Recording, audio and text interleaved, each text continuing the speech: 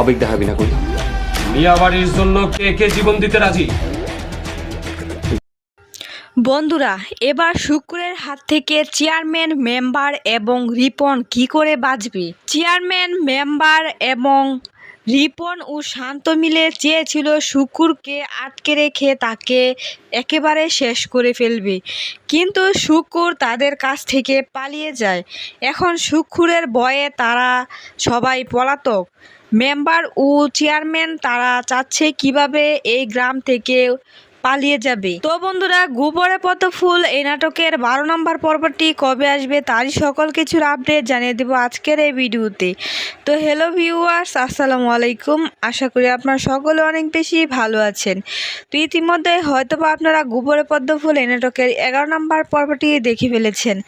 এখন 12 নম্বর পর্বটি দেখার জন্য অধীর আগ্রহে বসে আছেন। আজকের এই ভিডিওতে জানিয়ে দেব গোবরে পদ্ম ফুল এই নাটকের 12 নম্বর পর্বটি কবে আসবে। বন্ধুরা, পুরো ভিডিওটি দেখবেন, তাহলে জানতে পারবেন গোবরে পদ্ম ফুল এই নাটকের 12 নম্বর পর্বটি কবে আসবে। বন্ধুরা, এই নাটকে দেখা যায় শান্ত নদীর সাথে যা যা করেছিল নদী তা সব কিছু মোবাইলে ভিডিও করে রাখে। এখন সেই ভিডিওর মাধ্যমে শান্তকে ভয় দেখিয়ে সব কাজ করিয়ে নিচ্ছে। শান্ত তার বড় ভাইয়ের প্রতিশোধ নেওয়ার জন্য উঠে পড়ে লেগেছে।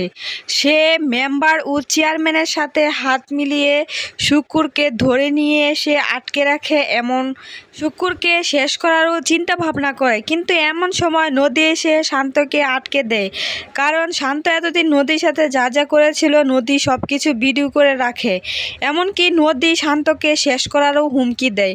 তাই শান্ত ভয় পেয়ে যায় এবং শুক্রকে সেই রাতে শেষ করতে যায়নি। শুক্র মেম্বার ও চেয়ারম্যানের বাড়ি থেকে পালিয়ে আসে। এখন শুক্র প্রতিশোধ নেওয়ার জন্য উঠে পড়ে লেগেছে। শুক্রের ভয়ে মেম্বার ও চেয়ারম্যান এই গ্রাম ছেড়ে চলে যেতে চায়।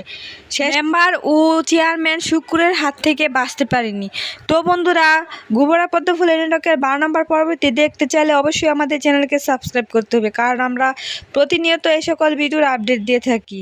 আর বন্ধুরা, নাটকটি ভালোবেসে থাকলে কমেন্টের মাধ্যমে জানিয়ে দিবেন।